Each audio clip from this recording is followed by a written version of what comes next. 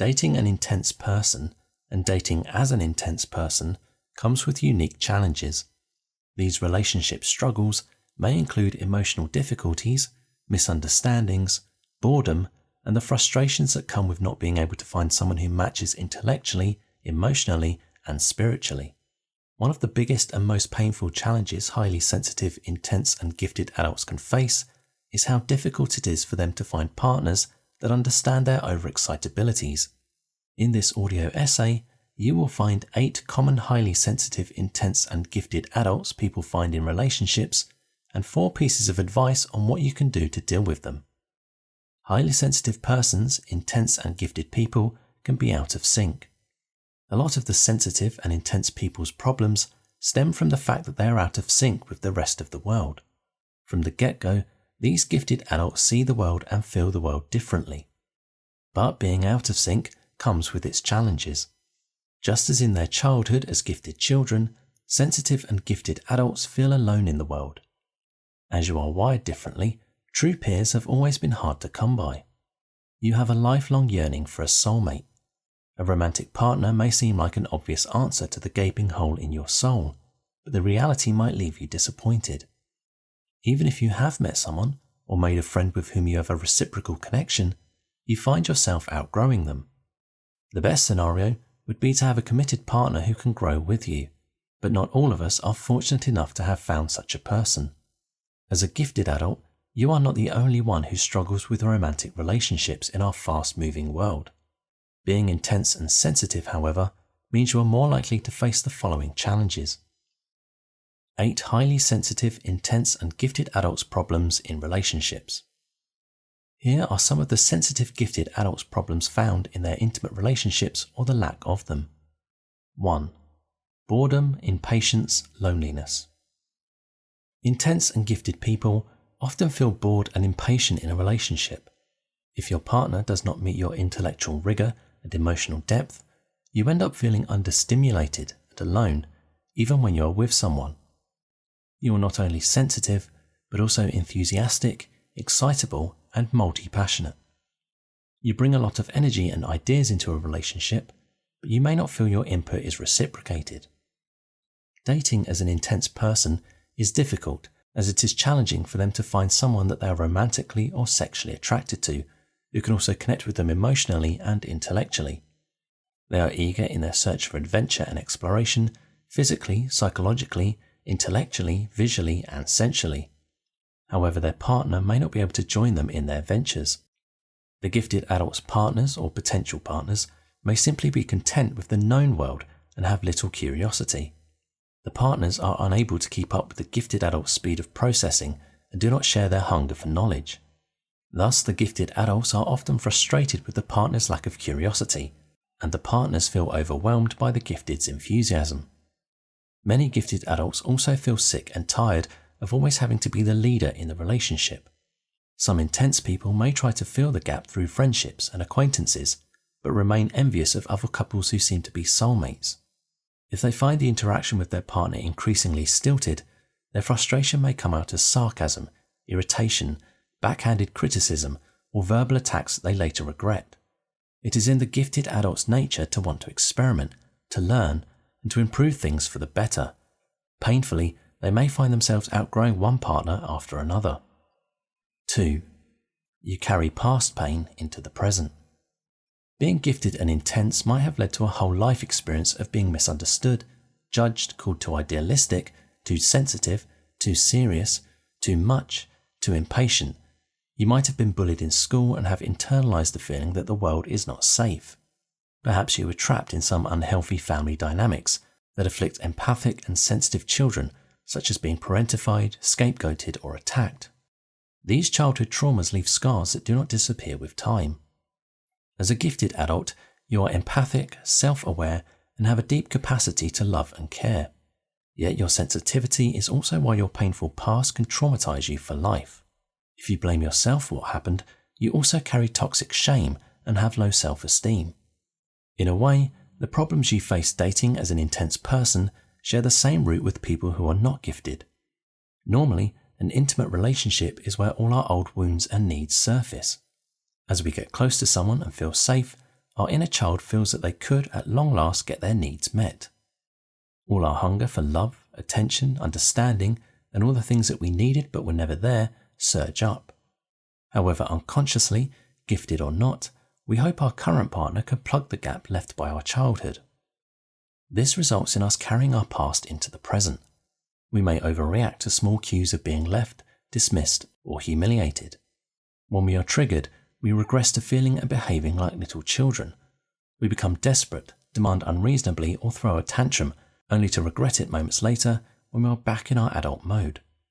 In a previous article, we discussed the 3 types of longing we project onto our relationships: the need for mirroring, attention, idolization, and twinship. If you find yourself triggered continuously by seemingly small events, or overreact to things your partner says or does, you may find the information in the article useful. 3. You need a lot of space to yourself. Intense people are multi-passionate, creative, and have a rich inner life. As you absorb inspiration from art, music, and all sources in your environment, you are constantly imbued with ideas and insights. You function at your best when you are following your muse and take action to bring inspiration to fruition. You might undertake multiple projects at the same time, either actual physical projects or imaginary ones. Deep down, you know you have it in you to create something great. You live with existential anxiety over never having enough time, letting ideas flip, or not being able to reach your full potential. Elizabeth Gilbert describes this well in her book, The Big Magic. She proposes that creative ideas are swirling around us, always looking for human partners. When an idea knocks on our door, we must respond to bring it into the world. If we are consumed with our own dramas, distractions, and duties, our inspirations will go away to find another collaborator. When dating an intense person, ideally the partner should understand that the intense ones do not always follow conventional norms. The time demand to form a conventional relationship is huge. There are social expectations about how much time you spend and the kind of activities you do together. While an intense person might enjoy these demands at the beginning, they eventually find that these expectations conflict with their desire to be alone. As an intense person or a gifted adult, when you are inspired, you work on overdrive, and turning the lights out at night might not be what you want or need. You may get into eating or sleeping patterns that seem unhealthy in your partner's eyes. You can focus and concentrate on your inspired project for long periods and enjoy the challenge. In contrast, you may find time spent with your partner increasingly unappealing. You feel trapped in a movie theatre, resent having to go to a dinner party, and would rather be at home and work. Without understanding what is happening, you feel guilty and ashamed or assume there is something wrong or unhealthy about the way you are. Creative and entrepreneurial endeavours call for solitude, space, and dedication. These are things that can come into short supply when one is in a committed partnership. You may try to negotiate with your partner, but they may not be able to understand your needs and the unique challenges you face when dating as an intense person. Instead, when you are trying to meet your own needs, they feel left out, sidelined, or ignored. You may both get resentful or even passive-aggressive, resulting in an unhealthy relationship dynamic. 4. Your partner doesn't get your sensitivity and needs. Being gifted, intense, and sensitive, you have myriad physical sensitivities and a unique need for a balance between stimulation and restoration. Challenges of dating as an intense person often overlap with the problems faced by those who identify as being highly sensitive, HSPs. You have a heightened response to stimuli such as noise, visual images, strong colours, caffeine, smells, and rough surfaces. You may get overwhelmed by things that excite your partner, and as a result, are not able to do things or attend certain events together. You may find their music too loud, their taste in humour too abrasive, their perfume overpowering. Your sensitivity doesn't equate with weakness. It is merely a reflection of your innate drive to optimize your environment so you can spend your energy on better things. If your partner does not understand your needs, they may criticize or shame you. This doesn't help, but simply make worse all the problems you already face.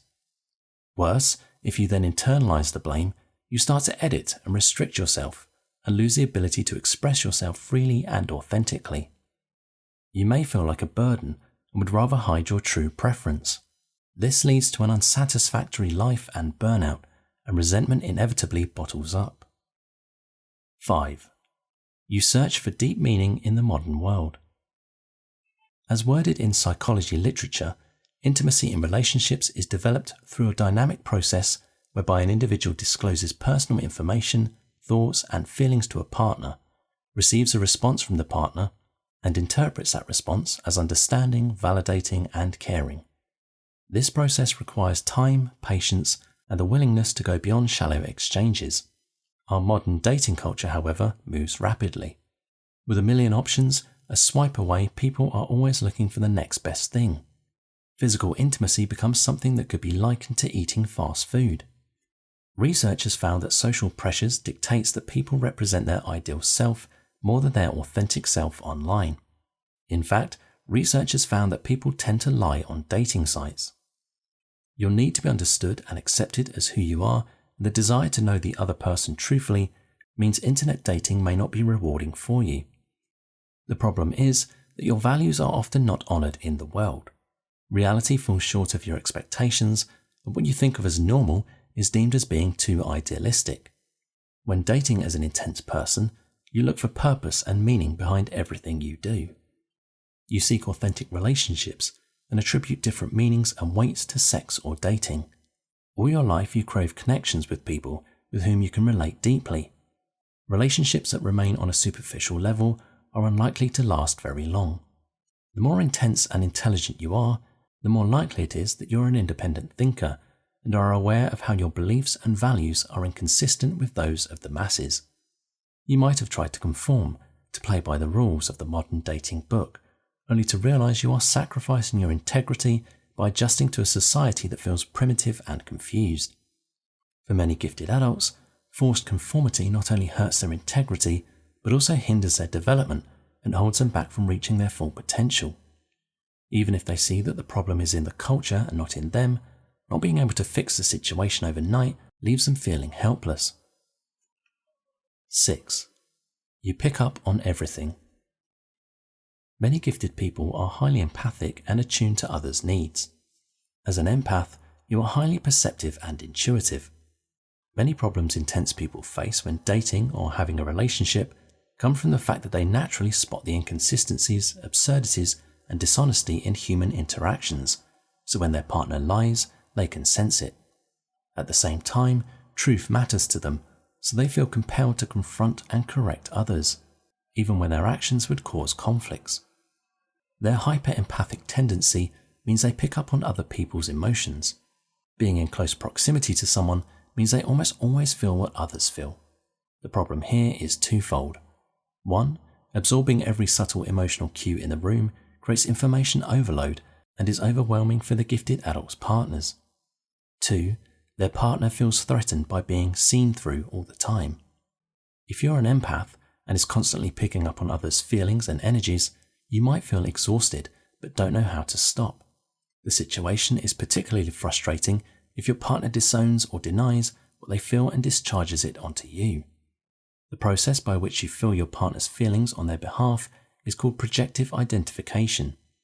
In a relationship, the person who is more emotionally developed and has a larger capacity to feel things would take on the feelings the other person disowns or could not admit to themselves.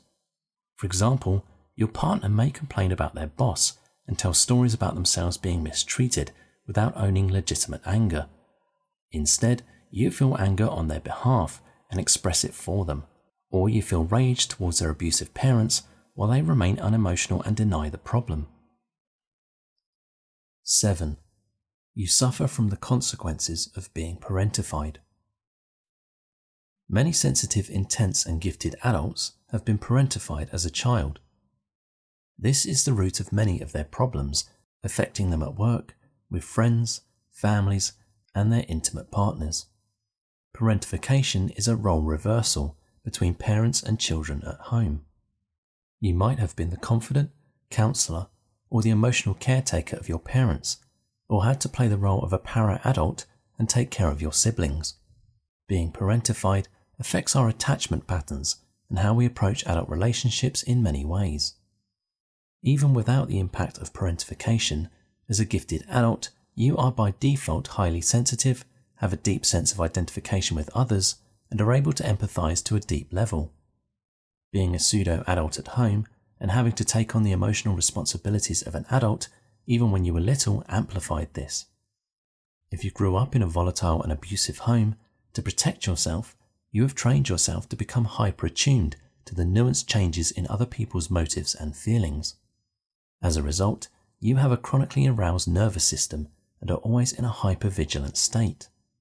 Even when you are dating or in an adult intimate relationship, you may struggle to separate your own feelings from your partner's and their needs from yours. It may feel like an autopilot reaction because you're used to adapting and responding to the needs of others before your own. When you sense your partner's needs or mood changes, often before they do, you take actions to fix things.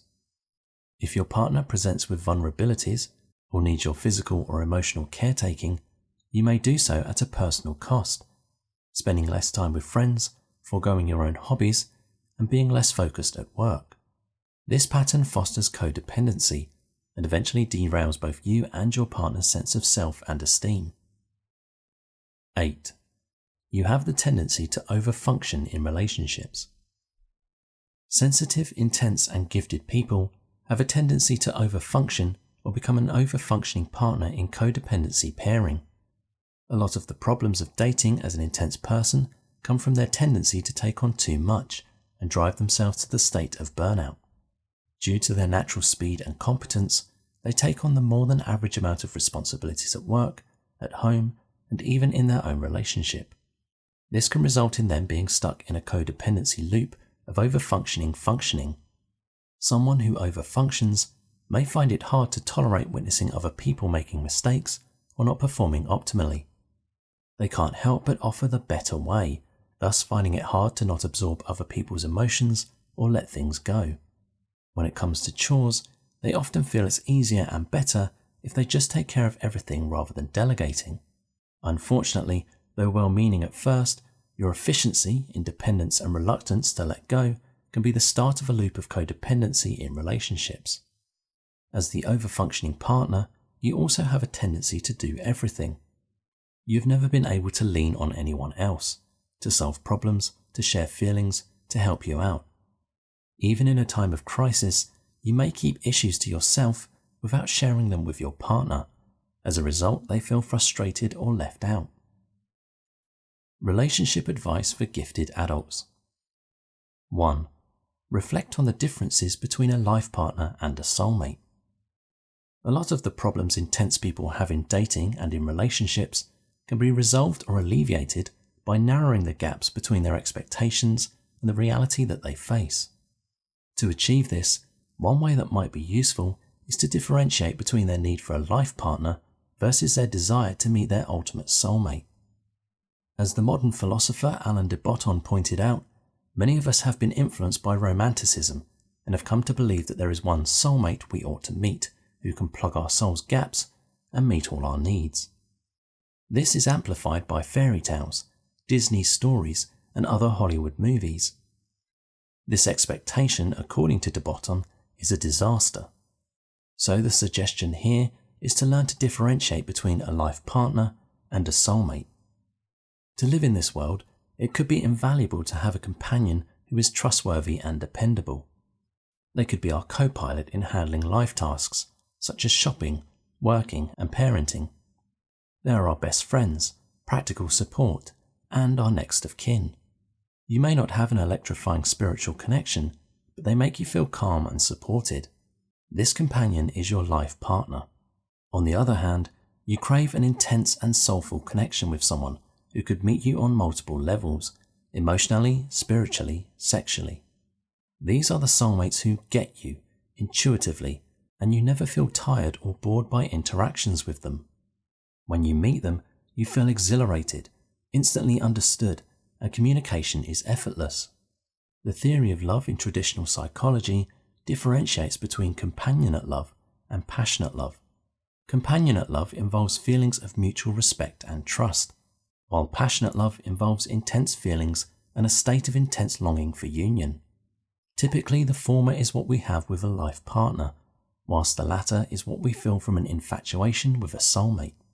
Some intense people are lucky enough to have found a soulmate to be their life partner, but we could also spend our lives searching for a soulmate, someone who is the perfect match for us in all aspects, only to be disappointed every time. We may find that soulmates come and go and are not meant to be there forever. As the saying goes, people come into our lives for a reason, a season, or a lifetime. If we could separate the role of a life partner from that of a soulmate, we could then reflect on our unique needs and priorities and design our life accordingly. Some of us may be content with having a life partner who is not a soulmate and seek our needs for intellectual stimulation, emotional connection, and spiritual union elsewhere. After all, your soulmates could be your friends, your teachers, even your own family members, and your children. Some of us may make it our mission to search for our soulmate and refuse to compromise on a lifelong partnership with anyone else. There is no right or wrong. It is a matter of honouring our truth. Being able to be clear about what we want and the course that we decide on, however, could save us from many resentments, internal conflicts, and wasted energy. 2. Be mindful of shielding as a defense mechanism. Having been hurt and betrayed before, either in childhood or in previous relationships, you might have built a wall or a shield around yourself. This is usually not a conscious action, but an automatic protective mechanism. Just like the protective barrier switch in an electric circuit, your system shuts down when the pain got too much. Somehow you have installed the thought patterns that say, I don't need anyone. People are not dependable. It is risky to trust someone. People can hurt me and I may not survive it this time. Your shield could manifest in different ways, such as emotional detachment, feeling numb and empty, social avoidance, a facade of being aloof and arrogant, cynicism, and the tendency to over-intellectualize everything. You may numb your heart via keeping busy, drugs and alcohol, addictions of all kinds, or building a sociable facade while keeping all exchanges with others superficial. You curb your passion and guard your feelings. You stop yourself from falling in love and be sure not to be overly vulnerable with people. You run your life on autopilot, make sure that you do your daily tasks, show up for work and fulfill your responsibilities. Deep down, however, you feel empty and dead. Your mask might have temporarily allowed you to feel safe and more in control, but ultimately it leaves you in a lonely, arid place devoid of human warmth and love. This is not a sustainable pattern. Freezing your capacity to love is a childlike way of defending against life.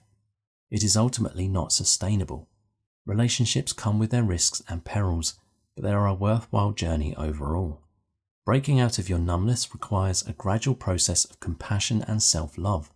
Rather than seeing your need to close up as your enemy, be kind and tender towards it. Becoming aware is the first step. Then you can investigate the root cause of it. Perhaps you were once traumatized, but now you are much stronger than you once were, and while you may still be disappointed and betrayed by people, you will be able to get past it. 3. Know yourself and accept yourself. Having been out of sync with others all your life, and having internalized all the too criticisms, too serious, too intense, too complex, too emotional, etc., you may have a hard time loving yourself. Many problems of dating as an intense and sensitive person are amplified by the fact that you are not on your own side, and sometimes criticize yourself further when others hurt you.